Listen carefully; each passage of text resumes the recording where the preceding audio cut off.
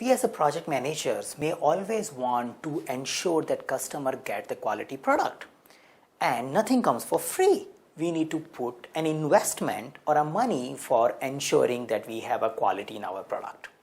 Now, how can we think or how can we do a trade-off decision related to cost of quality? Or before even we think of how do we make a trade-off decision, let's understand what is cost of quality. So this video talks about cost of quality.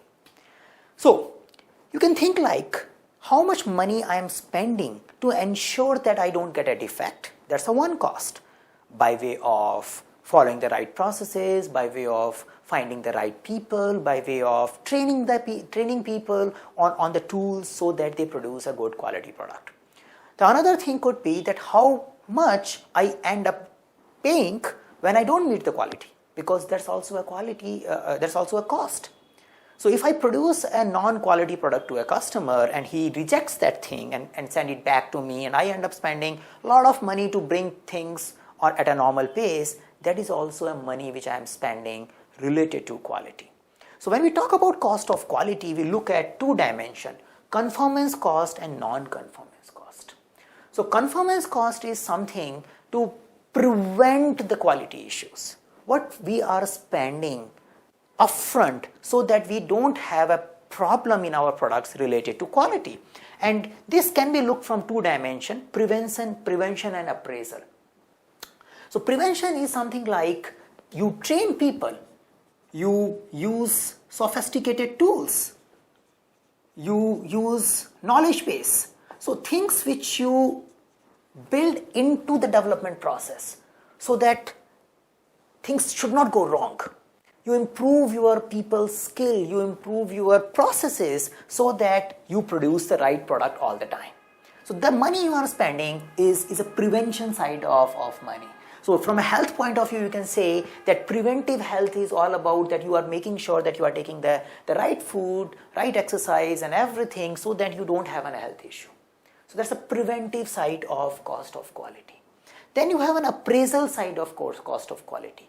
Appraisal side of cost of quality is testing. So you test your deliverables by way of various means which ensures that things should not go in customer hand if they are not meeting the customer expectation. You should not be shipping the defective product to the customer, and this is like our appraisal thing, inspection thing. So you pick up the product, you inspect on it. So the amount of money you spend on inspection, there could be some, while doing some inspection, you may do a drop test and all, and some of the inspection results may result into losing some of your product, because that is how those tests are designed. You may do some destructive testings. So all those money which you says that you end up doing some destructive of your product is the cost of appraisal. So this is like the money you are spending after the finishing of thing. So the conformance cost is ensuring that we don't have a defect, we don't have a wrong product. Then we have cost related to non-conformance, and non-conformance can be looked as a cost of failure. Now cost of failure again can be looked from two dimensions: internal failure and external failure. So internal failure is like when you are doing appraisals, you identify this thing is not working and you reject the product. So the amount of work you generate a rework because it has to be reworked, or you may scrap. Something need to be thrown away. This is not at all working. So something which you detect when you are doing internal appraisal and this is failing and you need to pay the cost of that failure, you again go back and do a rework. It's an internal failure cost, internal non-conformance cost. So testing is a part of conformance cost. But as a result of a testing, if you find a product which needs to be fixed and this product goes back into development and get fixed. So going back to a development and getting fixed is a rework, and this rework is a cost of non-conformance because it was not meeting the conformance standard, that's why it went back. So it's an internal failure, it is not yet an external failure, but still it's a cost of failure, and we categorize into an internal failure. Why I'm stressing here is because sometimes our PMP test taker get confused that it is still in my project scope, why don't I consider it as a part of job? So it is not a part of job because it's a rework, and it reflects that things were not as per the standards. External failures, yeah, you know all. The recall, you lose reputation, you end up paying liabilities. So whatever money you spend, when the customer get the failure in their hand, you see the car companies recalling car, you see the mobile phone companies recalling their mobiles, you see that the brand reputation getting spoiled because of external failures. Now as a project manager, definitely you want to reduce the external failure because they are very, very expensive. But should you test your product 10 times before you give to the customer, or should you test your product 100 times before you give to the customer? So this is something like we need to again look back at cost of quality. Some products may have a very high failure cost, very high failure cost. If something that failed, the whole lot get rejected.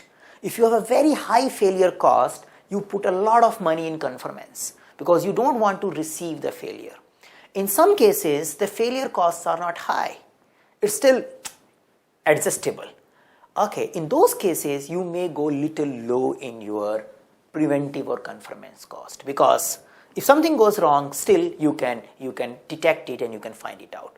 So there cannot be a one standard. It all depends upon the type of work you are doing. Take an example of mobile phone, take an example of car, take an example of aircraft. Now, all these three things are definitely need to be ensured that we don't have an external failure. But if the mobile phone has an external failure, probably no one will die. Yeah, definitely you will lose money, but people are not dying because it's just a phone. Yeah, most probably, until unless it is becoming a bomb because of failure. So people are not dying, but still it is important. In case of car, you may have a failure where rather than when brake getting pressed, the accelerator is getting pressed, and which may result into an accident, and the people who are inside the car may end up dying. So your external failure cost is high in case of those kind of instance. Think of an aeroplane. If something goes wrong there, the whole like 200, 300 people end up dying. So now the amount of cost of quality for all these three contexts is significantly different. And we are not saying that phone manufacturer is not thinking of delivering quality product, same as car and same as aircraft, but the amount of redundancy, the amount of prevention and appraisal they have to do will significantly vary because their composition of cost of quality towards failure is significantly high. So when we are doing these project discussions, when we are having conversation with the stakeholders, we need to focus on cost and benefit. So we look at the cost of quality and we also look at the benefit, or I would say consequences of it.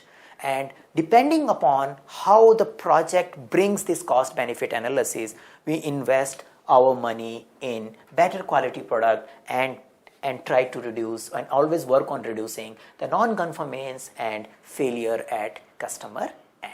So this is what I wanted to talk related to cost of quality.